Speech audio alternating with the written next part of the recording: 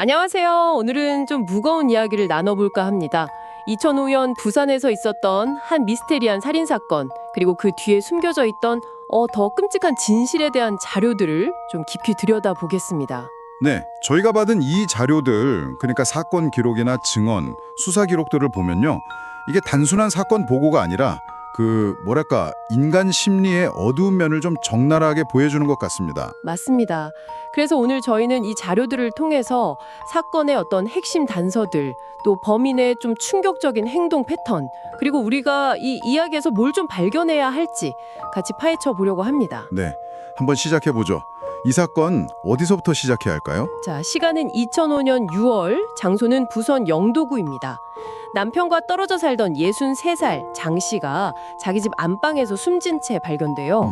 네, 발견 당시 상태가 상당히 끔찍했죠. 몸에 25군데나 칼에 찔린 상처, 그러니까 자상이 있었고 특히 머리 쪽에 좀 집중돼 있었어요. 그리고 현장은 전기가 차단돼서 깜깜했고 강도가 든 것 같은 그런 흔적은 없었다고 하죠. 대신에 그 235에서 240mm 정도 되는 좀 작은 발자국이 발견됐고요. 그렇죠.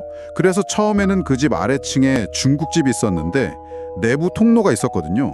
그 사장님이랑 아니면 타지에 있던 남편, 이 두 사람이 일단 의심을 받았죠. 네, 근데 두 사람 다 알리바이가 확실하고 그래서 금방 용의선상에서 제외됩니다. 네. 그러다가 이제 좀 뜻밖의 인물이 떠오르죠. 바로 그 남편의 30년 지기 친구라는 67살 도씨. 맞습니다. 이 도씨가 사건에 대해서 좀 지나치다 싶을 정도로 관심을 보였고요. 또 피해자 장 씨랑 밤늦게 자주 통화한 기록 같은 게 나온 거죠. 그리고 결정적으로 두 사람이 사실은 5년 동안이나 비밀스러운 내연 관계였다는 게 밝혀집니다. 네, 남편은 전혀 몰랐던 사실이었어요. 정말 충격적이었죠. 그렇죠. 도씨는 근데 처음엔 당연히 혐의를 부인했죠. 네, 완강히 부인했습니다. 심지어 장례식장에서 영정사진 붙들고 막 통곡을 하고 그랬는데 이게 경찰 눈에는 오히려 너무 과장된 슬픔처럼 보였던 거예요. 좀 부자연스러웠죠? 뭐랄까, 쇼맨십처럼 느껴졌을 수도 있겠네요. 그럴 수도 있죠. 그러다가 결정적인 증거가 나옵니다. 바로 피해자 손톱 밑에서요. 아, 혈흔이 발견된 거군요. 네, 도씨의 혈흔이었습니다. 빼도 박도 못하는 증거가 나온 거죠. 결국 자백을 합니다. 자백 내용이 돈 문제였다고요? 일단 본인 주장은 그랬어요. 장 씨에게 빌려준 돈 한 500만 원 정도를 갚으라고 했는데 거절당했고 오히려 당신 마누라도 이런 식으로 때리고 살았냐? 이런 식의 말을 듣고 격분해서 살해를 계획했다. 이렇게요. 그래서 범행 도구까지 미리 준비해서 찾아가서 살해했다. 네, 그렇게 진술했죠. 근데 여기서 좀 이상한 점이 나옵니다. 진술이랑 증거가 안 맞아요. 아, 그 목 졸랐다고 했는데 실제 사인은 자상이었다는 부분 말이죠. 정확합니다. 목을 졸랐다고 했는데 사인은 명백하게 칼에 의한 다발성 자상이었어요. 그리고 돈 문제라는 것도 좀 채권자를 죽여버리면 돈을 어떻게 받습니까? 말이 안 되죠. 그러네요. 오히려 그 아내에 대한 언급, 거기에 격분했다는 지점이 좀 더 중요해 보이는데요. 그렇죠. 그게 오히려 더 핵심 동기였을 가능성이 있어 보여요. 단순 금전 문제가 아니라 뭔가 더 깊은 감정적인 그런 게 있었을 수 있다는 거죠. 심지어 범행 열흘 전에는 장씨 집에 불을 지르려다 실패하기도 했어요. 이게 우발적인 격분이라고 보기엔 좀 그렇죠. 계획성이 짙어 보이네요, 확실히. 근데 수사관들이 여기서 멈추지 않았죠. 뭔가 더 파고들 만한 게 있었던 거죠. 맞습니다. 도시 주변을 더 조사하다 보니까 그의 아내 김 씨가 3년 전, 그러니까 2002년부터 가출 신고 상태였다는 걸 알게 된 거예요. 3년이나요? 네. 도시는 아내가 도박빚 때문에 집을 나갔다 이렇게 주장을 했는데 좀 이상했어요. 아내가 지갑, 휴대폰 이런 소지품을 하나도 안 챙겨 나갔고 가족들이랑 연락도 완전히 끊긴 상태였거든요. 보통 가출이면 그래도 뭔가 챙겨 나가거나 연락이라도 할 텐데. 그렇죠. 그리고 도시 본인도 아내를 찾으려는 노력을 거의 안 보였어요. 그냥 신고만 해놓고 만 거죠. 이게 참 냄새가 나네요. 네. 결국 경찰이 이 부분을 계속 추궁하니까 도시가 아내 김 씨 역시 자리가 살해했다고 실토합니다. 아, 결국 살해 이유가 뭐였다고 합니까? 이것도 비슷해요.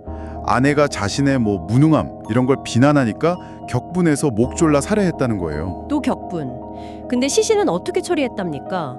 3년 동안이나 발견이 안 됐는데. 이 부분이 정말 경악스럽습니다. 도시가 목수였거든요. 자기 집 안방 바닥, 그러니까 예전 구들장 아시죠? 그 밑을 파서 안에 시신을 묻고 시멘트로 완벽하게 밀폐를 해버린 거예요. 집 안에요. 바닥 밑에. 네. 근데 그게 끝이 아니에요. 3개월 뒤에 집수리를 하면서 시신을 꺼내서 옮기려고 했는데 공간이 마땅치 않았나 봐요. 그래서 시신을 토막냈습니다. 세상에. 머리는 다시 안방 바닥 밑에 묻고 나머지 몸통은 거실이랑 현관 쪽 바닥 밑에 나눠 묻고는 그 위에 침들을 놓고 3년 동안 거기서 생활을 한 겁니다. 아, 정말 할 말이 없네요. 3년 동안 아내 시신 위에서 잠을 잤다는 거잖아요. 네. 이런 끔찍한 짓을 그렇게 태연하게, 이게 그의 심리 상태를 좀 단적으로 보여주는 거죠. 그럼 아내 살해 동기도 정말 그가 말한 대로 우발적 격분이었을까요? 이것도 좀 의심스러운데요. 당연히 의문이 제기되죠. 결정적인 정황 증거가 또 나옵니다. 도 씨가 아내 살해 후에도 아내 이름으로 된 생명보험료를 꼬박꼬박 납부했다는 거예요. 보험료를요? 왜죠? 그리고 심지어 보험사에 전화해서 실종된 지 5년이 지나면 사망으로 인정돼서 보험금을 받을 수 있는지 문의한 기록까지 발견됐어요. 아, 이건 뭐 빼도 박도 못하는 계획범죄 정황인데요. 우발적 살인이라고 주장하는 거랑은 완전 반대잖아요. 그렇죠. 명백하게 배치되는 거죠. 이건 돈을 노린 계획적인 살해였을 가능성이 굉장히 높다고 봐야 합니다. 와, 정리해보면 2건의 잔혹한 살인, 그리고 5년간의 그 기만적인 내연 관계, 또 3년 동안 아내 시신 위에서 아무렇지 않게 일상생활을 한 것까지 도 씨라는 인물 정말 충격 그 자체네요. 네. 자백 곳곳에 모순이 있고 또 보험료 수령 시도 같은 걸 보면 계획범죄 가능성에 정말 짙어요. 분노 조절 실패? 글쎄요. 그걸로는 설명이 안 되는 부분이 너무 많습니다. 심지어 체포된 후에도 피해자들에 대한 미안함이나 죄책감보다는 자기 마당에 심어놓은 꽃걱절을 했다는 이야기도 있더라고요. 네. 그 일화가 그의 어떤 비정상적인 심리, 공감 능력 부재를 아주 잘 보여주는 예시죠. 참, 이 사건은 한 인간이 어떻게 이렇게 오랜 시간 동안, 그것도 가정 가까운 사람들을 상대로 이런 극단적인 폭력과 기만을 태연하게 저지를 수 있는지 정말 많은 생각을 하게 만듭니다. 네. 드러난 사실만으로도 이렇게 충격적인데 혹시 밝혀지지 않은 진실이 더 있는 건 아닐까 하는 의심마저 들게 하죠. 마지막으로 이 이야기를 듣고 계신 당신께 한번 질문을 던져보고 싶습니다. 한 사람의 삶 속에 감춰진 악의 깊이는 과연 어디까지일 수 있을까요? 그리고 그의 마당에는 정말 꽃만 자라고 있었을까요? 어쩌면 우리가 모르는 이야기가 그 땅 밑에 더 묻혀 있을지도 모른다는 생각, 참 섬뜩하지 않으신가요? 네. 오늘 이야기는 여기까지 나눠봐야 할 것 같습니다. 무거운 주제였지만 꼭 한번 짚어볼 만한 사건이었습니다.